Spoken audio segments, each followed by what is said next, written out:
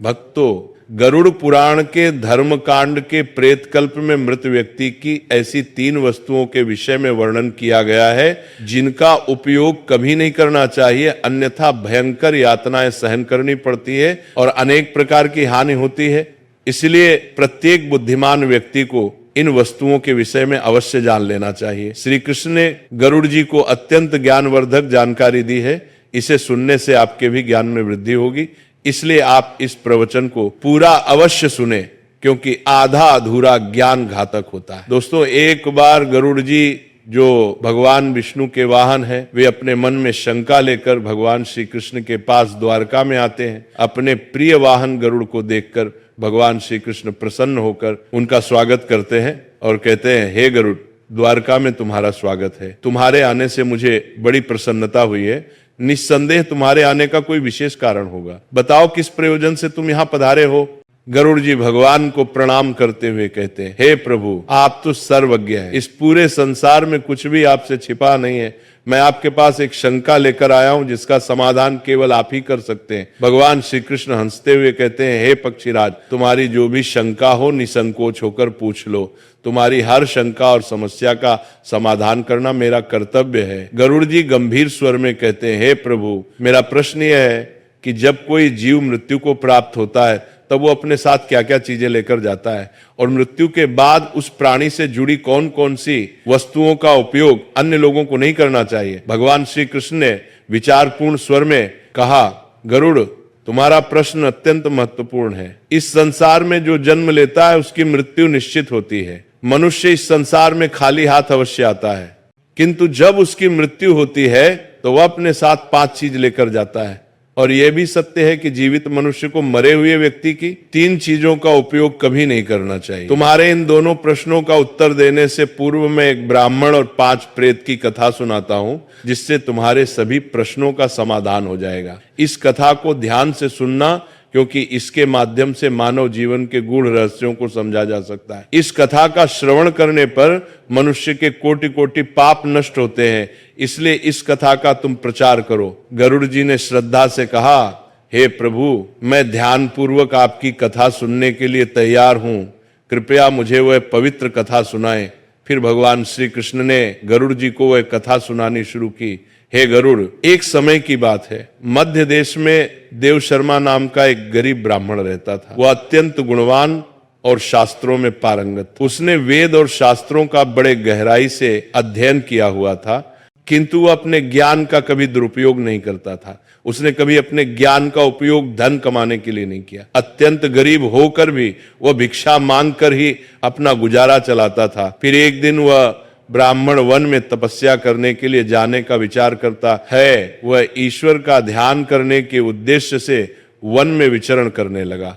ब्राह्मण जी वन में प्रवेश करता है। उसका नाम विपिन वन था। यह वन अत्यंत भयानक और डरावना था, जिसके बारे में दूर दूर तक लोग चर्चा किया करते थे। इस वन में प्रवेश करने की हिम्मत बहुत कम लोग कर पाते थे, क्योंकि वहां का वातावरण ही भय से भरपूर था। विपिन वन में ऊंचे ऊंचे पेड़ थे, जिनकी शाखाएं इतनी घनी थी कि सूर्य की किरणें भी नीचे तक नहीं पहुंच पाती थी। इनमें से कुछ पेड़ प्राचीन काल से खड़े थे, जैसे महावृक्ष, जिनकी विशाल जड़ें जमीन से बाहर निकलकर हर दिशा में फैली हुई थी। वहां पर वटवृक्ष और अश्वत्थ जैसे वृक्षों की भरमार थी, जो अपने नीचे किसी को भी दबा सकते थे। इस भयंकर वन में मांडव और शमी जैसे पेड़ भी थे, जिनके पास से गुजरते हुए लोगों के रोंगटे खड़े हो जाते थे। इन वृक्षों की शाखाएं मुड़ी तुड़ी और विकृत थी, और उन पर अक्सर अजीब से जीव लटके रहते थे।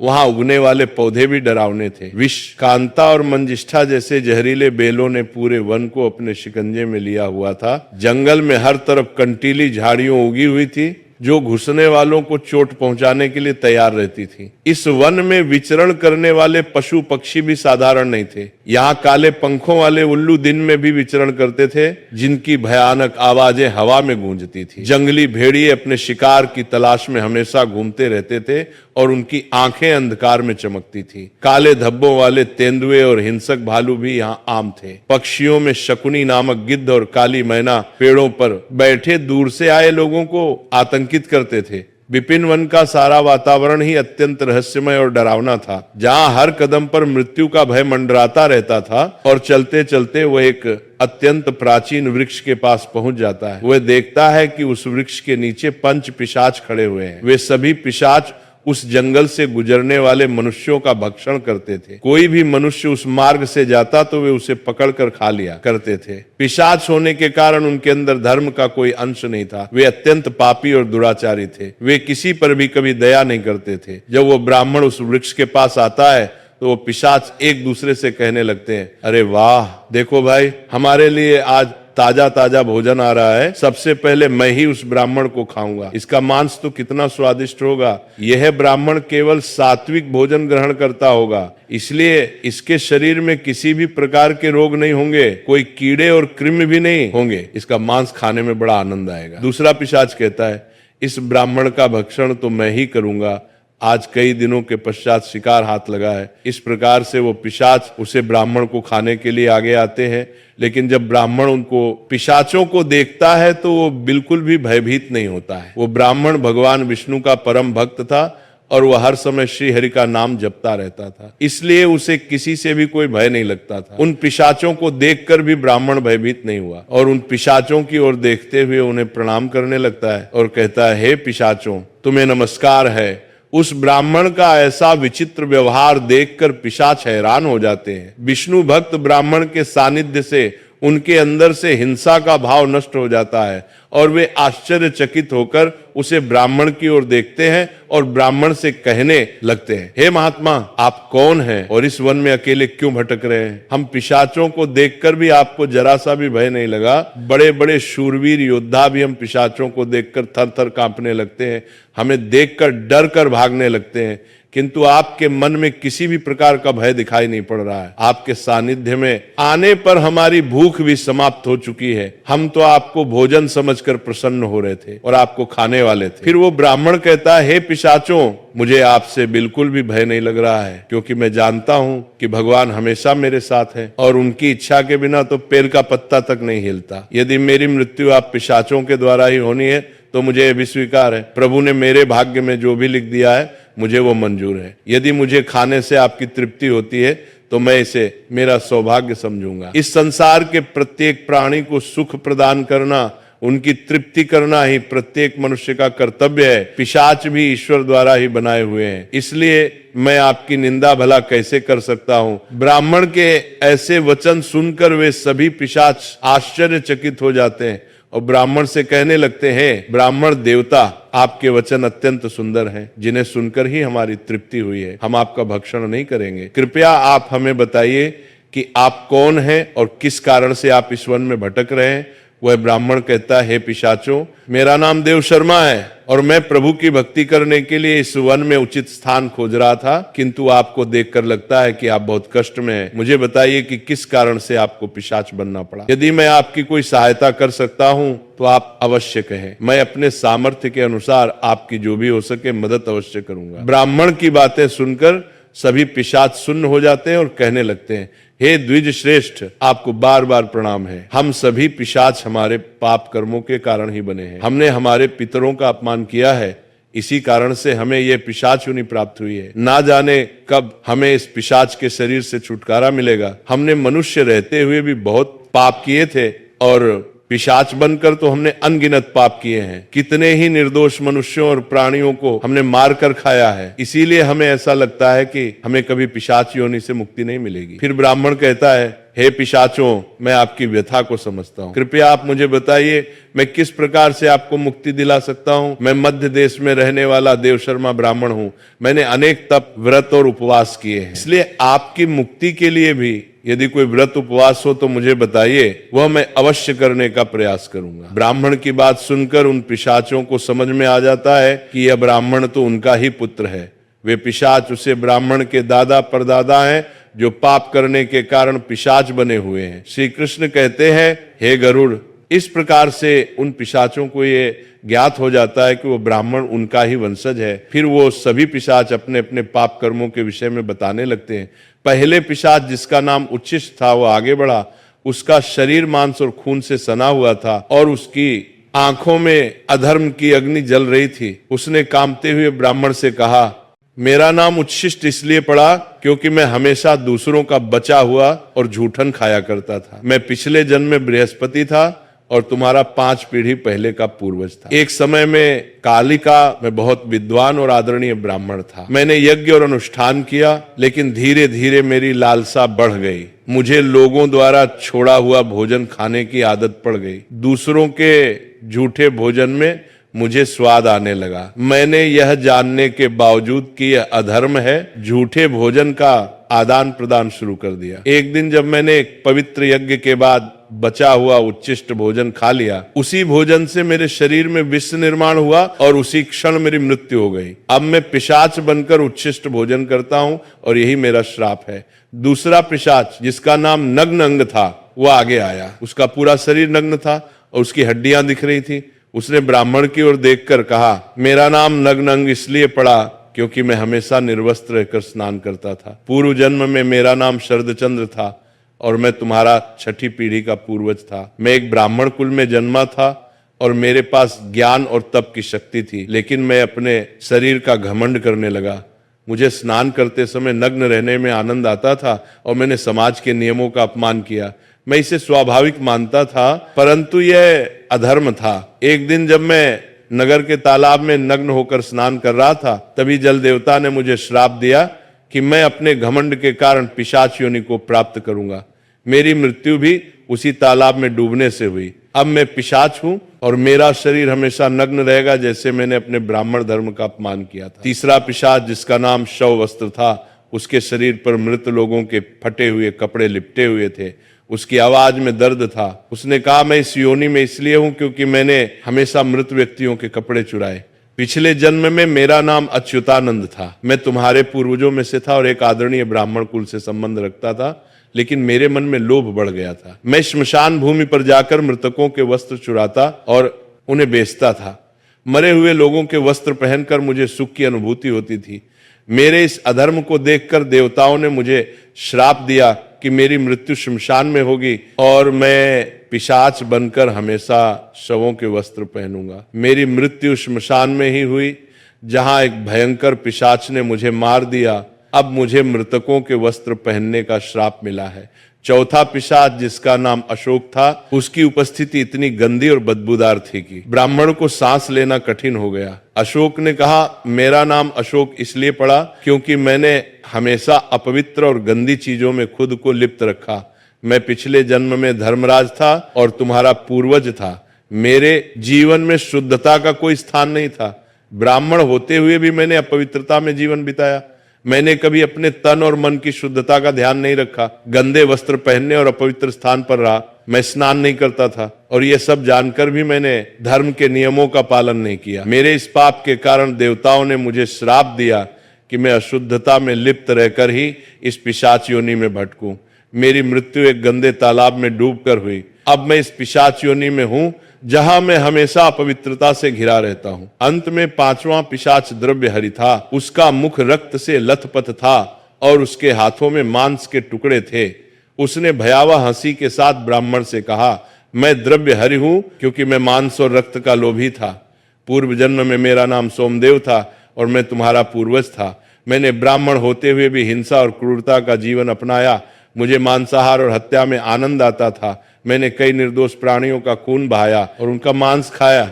मैंने अपने परिवार और समाज की मर्यादाओं का उल्लंघन किया। मेरे इस अधर्म के कारण मेरी मृत्यु एक मांसाहारी भोज के दौरान हुई। जब मैंने एक गाय का मांस खाया, देवताओं ने मुझे श्राप दिया कि मैं इस पिशाच योनि में आकर रक्त और मांस का लोभी बनूंगा। अब मैं हमेशा द्रव्यहरि बना हुआ हूं। इस प्रकार से वे पिशाच कहते, हे वत्स, हम हमेशा ही उचित वस्त्र पहनते थे। गंदे मैले वस्त्र पहनकर ही भोजन, पूजा पाठ आदि कार्य किया करते थे। हमने हमेशा ही उच्चिष्ट भोजन ही ग्रहण किया है। इसी कारण से हमारी यह दुर्गति हुई है। हम निर्वस्त्र होकर स्नान करते थे, जिस कारण से हमारे पितृगण हमसे रुष्ट हो गए। हमने कभी पितरों के लिए भोजन अर्पित नहीं किया। इसी कारण से हमें मृत्यु के पश्चात प्रेत बनना पड़ा। फिर वे पिशाच कहते हैं, हे वत्स, हम तुम्हारे ही वंश से हो, हम तुम्हारे पूर्वज हैं। ये ईश्वर की ही कृपा है कि उन्होंने तुम्हें हमारे पास भेजा है। अब हमें यकीन हो गया है कि तुम हमें मुक्ति अवश्य दिलाओगे। हे वत्स, तुम अभी जाओ और हमारी मुक्ति के लिए उपाय करो। अपने पूर्वजों की ऐसी दशा देखकर वह ब्राह्मण अत्यंत दुखी हो जाता है और सोचने लगता है कि प्रत्येक मनुष्य का यह निहित कर्म है कि वह अपने पूर्वजों को मुक्ति दिलाने के लिए कार्य करे। वह ब्राह्मण उन पिशाचों को वचन देता है और कहता है, हे पितामह, मैं आपकी मुक्ति के लिए अवश्य उपाय करूंगा। फिर वह ब्राह्मण मुनि अगस्त्य के पास जाता है और उन्हें पितरों की मुक्ति के लिए उपाय पूछता है। मुनि अगस्त्य उसे ब्राह्मण को पितरों की मुक्ति के लिए किए जाने वाले तर्पण, श्राद्ध, पिंडदान, दान, धर्म आदि क्रियाओं के बारे में बताते हैं।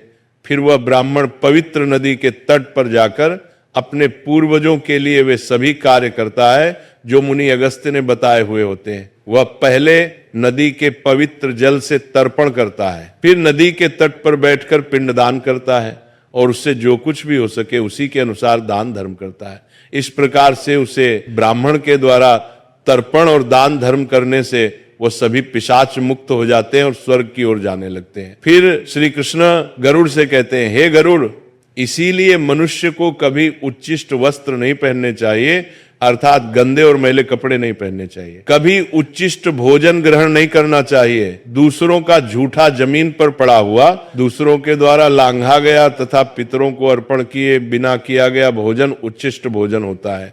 हे गरुड़, अब मैं तुम्हें मृत व्यक्ति की उन वस्तुओं के विषय में बताता हूं जिनका उपयोग जीवित मनुष्य को कभी नहीं करना चाहिए, इसीलिए तुम ध्यान से सुनो। हे गरुड़, मनुष्य इस संसार में जन्म लेकर कई भौतिक सुखों के मोह में पड़ जाता है। मृत्यु के बाद भी उसका उन वस्तुओं के प्रति मोह नहीं छूटता है। जब तक मनुष्य सांसारिक वस्तुओं का मोह त्याग कर संपूर्ण रूप से ईश्वर को अपना नहीं लेता, तब तक वह अलग अलग योनियों में जन्म लेकर पृथ्वी लोक पर ही भटकता रहता है। कभी कभी यह मोह इतना अधिक होता है कि वह मृत्यु के बाद भी इसी पृथ्वी लोक पर भ्रमण करता है, अर्थात वह प्रेत योनि धारण करता है। यदि किसी मनुष्य की अकाल मृत्यु हो जाती है तो वह भी प्रेत योनि में चला जाता है और प्रेत बनकर वह अपने ही परिवार के लोगों को दुख देने लगता है। कई बार मनुष्य अपने मृत परिजनों की वस्तुओं को उनकी याद में अपने पास रख लेते हैं या उनकी वस्तुओं का उपयोग भी करने लग जाते हैं, लेकिन मनुष्य को मृत व्यक्ति की कुछ वस्तुओं का उपयोग कभी नहीं करना चाहिए, क्योंकि इन वस्तुओं के साथ उस मृत व्यक्ति की ऊर्जा जुड़ी हुई होती है। उस मृत व्यक्ति का उन वस्तुओं के प्रति मोह बहुत अधिक होने के कारण वह मृत्यु के बाद भी उन वस्तुओं से जुड़ा रहता है, और यदि कोई इन वस्तुओं का प्रयोग करता है तो उसे कई परेशानियों का सामना करना पड़ता है। वह मृत आत्मा उसे कई प्रकार से कष्ट देने लगती है। इसलिए किसी भी मनुष्य को मरे हुए व्यक्ति की चीजों का इस्तेमाल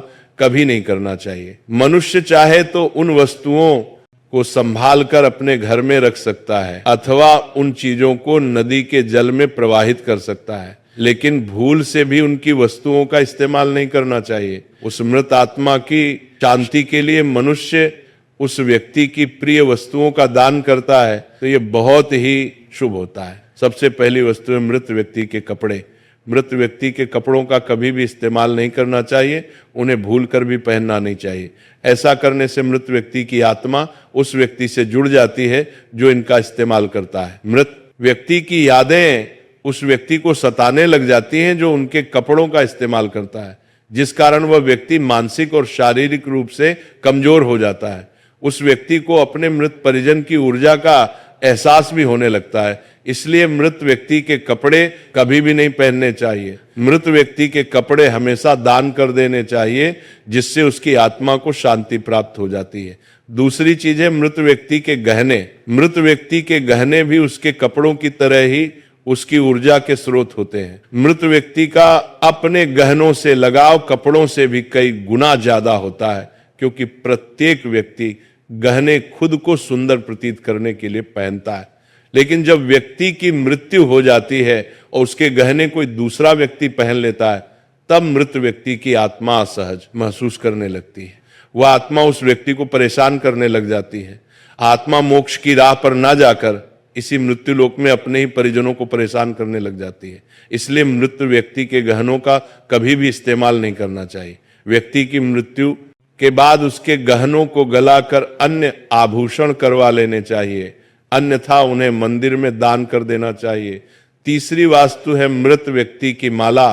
जीवित रहते हुए इंसान अपनी माला से मंत्रों का जाप करता है, उसके गले की माला ही उसके जीवन भर के पुण्य की कुंजी होती है। मृत्यु के बाद व्यक्ति की माला को कभी जीवित मनुष्य को धारण नहीं करना चाहिए। उसकी माला को पवित्र नदी के जल में प्रवाहित कर देना चाहिए।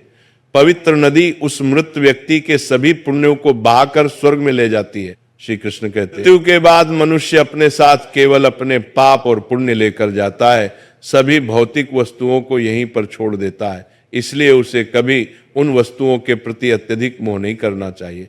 श्री कृष्ण कहते हैं, हे गरुड़, मृत्यु के बाद आत्मा के साथ कुछ ऐसी चीजें होती हैं जो अगले जन्म में भी साथ जाती हैं। ये चीजें आत्मा के कर्म और इच्छाओं से जुड़ी होती हैं। अब मैं तुम्हें उन 5 बातों के बारे में विस्तार से बताऊंगा। भगवान श्री कृष्ण कहते हैं, कामना वह पहली चीज है जो आत्मा के साथ मृत्यु के बाद भी रहती है।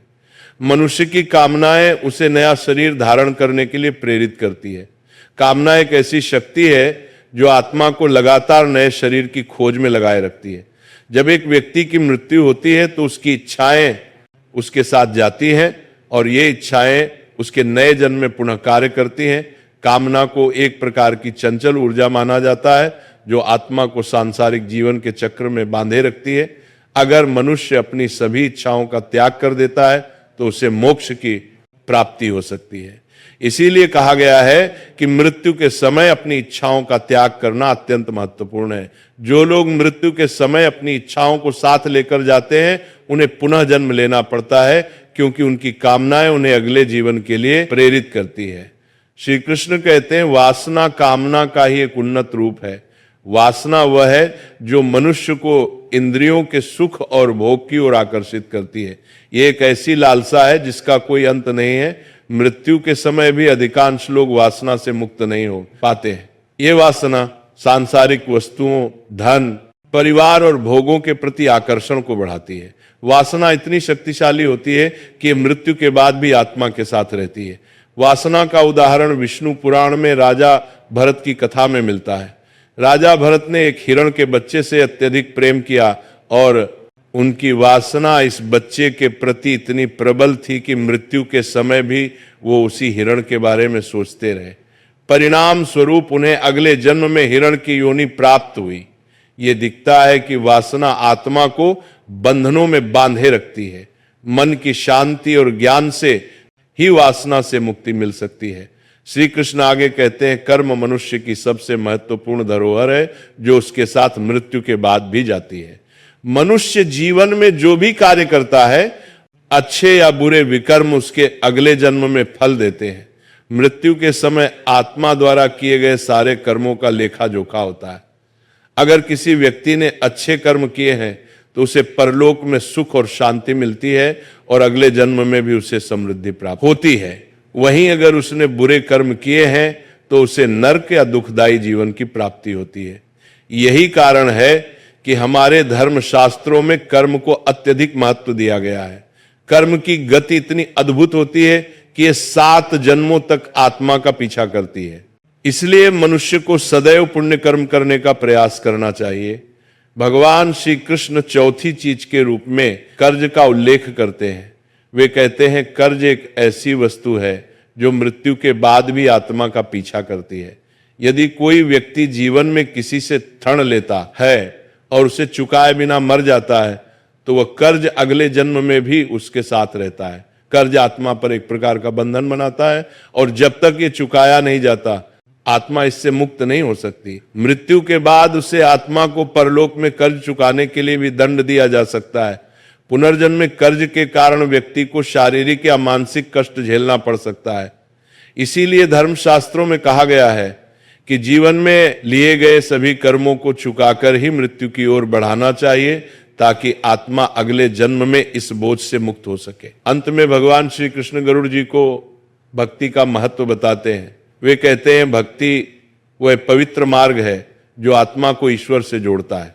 जो व्यक्ति सच्चे मन से भगवान की आराधना करता है उसकी आत्मा मृत्यु के बाद भी उसे भक्ति का फल प्राप्त करती है।